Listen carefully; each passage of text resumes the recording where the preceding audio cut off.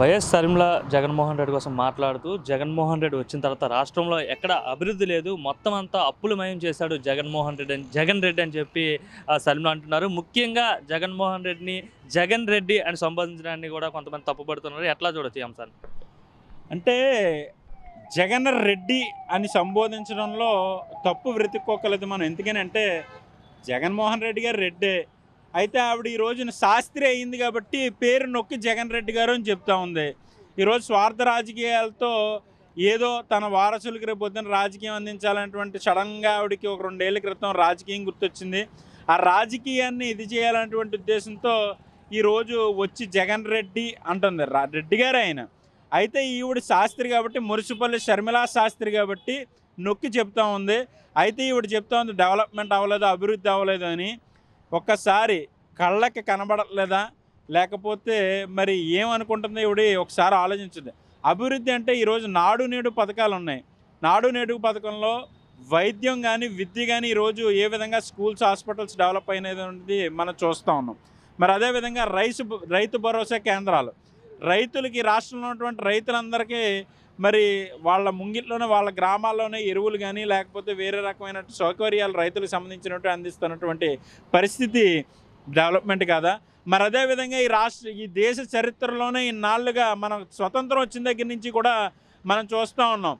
మనం చదువుకునే రోజుల నుంచి కూడా గ్రామ స్వరాజ్యం, గాంధీ గారి కళ్ళకన్నా గ్రామ స్వరాజ్యం ఎప్పుడైతే ఈరోజు నిర్మితం అవుతుందో అప్పుడు మాత్రమే ఈ దేశం అభివృద్ధి చెందిందని చెప్పుకున్నటువంటి పరిస్థితి. పాఠ్య పుస్తకాల్లో కానీ, మరి బయట చిన్నప్పటి నుంచి మన పెద్దలు చెప్పినటువంటి పరిస్థితి కానీ, మరి ఈరోజు అదే గ్రామ స్వరాజ్యాన్ని గ్రామ లెవెల్లో ప్రతి గ్రామాల్లో కూడా గ్రామ స్వచ్ఛాలయాలు అయితేనే కానీ, వాలంటరీ వ్యవస్థ ద్వారా కానీ గ్రామ స్వరాజ్యం తీసుకొచ్చినటువంటి పరిస్థితి జగన్మోహన్ రెడ్డి గారు. మరి అది అభివృద్ధి కదా? మరి అదేవిధంగా ఈ రాష్ట్రంలో ఉన్నటువంటి సుదీర్ఘమైనటువంటి ఏదైతే తీర ప్రాంతం ఉందో, సముద్ర తీర ప్రాంతం 945 కిలోమీటర్లు, దాన్ని యూజ్ చేసుకుని ఏ విధంగా ఈ రాష్ట్రానికి పెట్టుబడులు వస్తాయి, పరిశ్రమలు వస్తాయని విజనరీగా ఆలోచించినటువంటి నాయకుడు జగన్మోహన్ రెడ్డి గారు. కాబట్టి ఈ రోజున స్వతంత్ర భారతదేశంలో ఈ రాష్ట్రంలో, ఆంధ్రప్రదేశ్ ఉమ్మడి రాష్ట్రంలో కూడా ఇంతమంది ముఖ్యమంత్రులు ఉన్నా ఎక్కడా కూడా ఇన్ని పోర్ట్లు, ఫిషింగ్ హార్బర్లు వచ్చినటువంటి పరిస్థితి లేదు. ఈరోజు శ్రీకాకుళం స్వతంత్రం తర్వాత 75 సంవత్సరాల నుంచి వస్తూ ఉన్నాం. వాళ్ళ పోర్టు కావాలి, పోర్టు ద్వారా మా జిల్లా అభివృద్ధి చెందుతుందని కళింగపట్నం పోర్టు అని ఎప్పటి నుంచో ఎదురు చూస్తూ ఉన్నారు. మరి ఈ రోజుని అక్కడ ఉన్నటువంటి ఏదైతే ల్యాండ్ అక్విజిషన్స్కి ఉన్న ప్రాబ్లమ్స్ అన్నింటినీ కూడా ఎదరికి తోసి మూలపేట పోర్టు అనే దానికి శంకుస్థాపన చేసి చాలా స్పీడ్గా అక్కడ ఏదైతే పోర్టు కడుతున్నటువంటి పరిస్థితి. మరి అదేవిధంగా కాకినాడకి 30 కిలోమీటర్ల దూరంలో మరొక పోర్టు పెరుమాళ్ళపురం దగ్గరలో కాకినాడ గేట్వే పోర్టు అనే ఒక పోర్టు నిర్మిస్తున్నటువంటి పరిస్థితి. మరి అదేవిధంగా బందర్ పోర్టు కానీ, రామాయపట్నం పోర్టు ఈ నెలలోనే ఆల్రెడీ ఒక బెర్త్ ఓపెనింగ్ కూడా ఆల్రెడీ రెడీ అయినటువంటి పరిస్థితి చూస్తున్నాం. మరి అదేవిధంగా పదుల సంఖ్యలో ఫిషింగ్ హార్బర్లో మినీ పోర్టులతో ఈరోజు జగన్మోహన్ రెడ్డి గారు ఒక బ్లూ ఎకానమీని క్రియేట్ చేయాలి. అంటే ఏదో ఒక ఐటీ పరిశ్రమను తీసుకురావాలనో, లేకపోతే ఒక పరిశ్రమ అధినేత దగ్గరికి వెళ్ళి బతిమలాడుకుని మనం ఏదో చంద్రబాబు నాయుడు ముఖారందాన్నో, లేకపోతే జగన్మోహన్ రెడ్డి గారి ముఖారందాన్ని చూసి పెట్టుబడులు కానీ, పరిశ్రమలు కానీ రావు. ఎవరైనా పెట్టుబడులు పెట్టాలి అంటే అక్కడ ఉన్నటువంటి భౌగోళిక పరిస్థితులు కానీ, అక్కడ ఉన్నటువంటి మానవ వనరులు కానీ, అక్కడ ఉన్నటువంటి ల్యాండ్ బ్యాంక్స్ని బట్టి కానీ, లేకపోతే జన వనరులను బట్టి కానీ డిసైడ్ అవుతారు.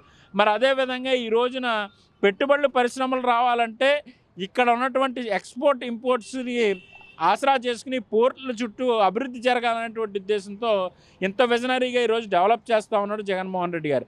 ఇండస్ట్రీస్ రాలేదంట దేవుడు. ఏదైతే ఈరోజు కాకినాడ మనం చెప్తా ఉన్నామో, ఆ పోర్టు కడుతుండగానే అతిపెద్ద పరిశ్రమ ఫార్మా, మనం ఏదైతే పార్లమెంట్లో పోరాడి తెచ్చుకున్నాం బల్క్ డ్రగ్ పార్క్, ఈ దేశంలో ఎన్నో రాష్ట్రాలు పోటీ పడినప్పటికీ కూడా మన జగన్మోహన్ రెడ్డి గారు తేగలిగాడంటే ఆ పోర్టులు నిర్మితం అవడం వల్లే. లైఫస్ ఫార్మా ఇండస్ట్రీస్ కానీ, క్యూలే ఫార్మా కానీ, దివీస్ ల్యాబ్స్ కానీ అక్కడ నిర్మితం అవుతున్నటువంటి పరిస్థితి, ఆల్రెడీ ఉద్యోగాలు కల్పిస్తున్నటువంటి పరిస్థితి. మరి అదేవిధంగా యోకోహామా టైర్స్ కానీ, లారస్ ల్యాబ్స్ కానీ వైజాగ్లో, మరి అదేవిధంగా మన తిరుపతిలో ఎలక్ట్రానిక్ మ్యానుఫ్యాక్చరింగ్ క్లస్టర్స్లో ఏదైతే టీసీఎల్ ఏసీ కంపెనీ కానీ, తొషీబా కానీ, మరి అదేవిధంగా డెక్సన్ ఏఏఎల్ డెక్సన్ కానీ ఇలాంటి కంపెనీస్ ఎన్నో నిర్మితం అవుతున్నటువంటి పరిస్థితి. Kopparthi EMC electronic manufacturing cluster కానీ, గ్రాసిమ్ ఇండస్ట్రీస్ కానీ, బద్వేల్లో సెంచరీ ప్లైవుడ్స్ కానీ, ఇలా అనేక రకమైనటువంటి పరిశ్రమలు మేము తీసుకొచ్చినటువంటి పరిస్థితి. రాబోయేటువంటి తరాలకి పరిశ్రమల ద్వారా అభివృద్ధి చెందాలా, ఆర్థికంగా ఈ రాష్ట్రం బలపడాలనేటువంటి ఉద్దేశంతో విజనరీగా ఇన్ని పోర్ట్లు కడుతున్నటువంటి పరిస్థితి. మరి ఏ విధంగా ఈవిడ అభివృద్ధి చెందలేదని అడుగుతుంది? కళ్ళకు కనబడట్లేదా?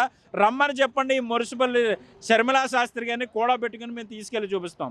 ఈరోజు రావడం ఏదో వ్యాఖ్యలు చేయాలని, కాంగ్రెస్ పార్టీలో జాయిన్ అయ్యాను కదా, నాకు ఒక ప్యాకేజ్ వచ్చింది కదా, ఏదో ఒక వ్యాఖ్యలు చేయాలన్నటువంటి ఉద్దేశంతో చేస్తూ ఉన్నదే. రాబోయేటువంటి కాలంలో ఇలాంటి అనుచిత వ్యాఖ్యలు చేస్తే మూల్యం చెల్లించుకోవాల్సినటువంటి పరిస్థితి ఉంటుంది. ఈరోజు వరకు కూడా కేవలం షర్మిల గారు అనేటువంటిది వైఎస్ రాజశేఖర రెడ్డి గారి బిడ్డగా చూసి మేము ఈరోజు వరకు సహించాం.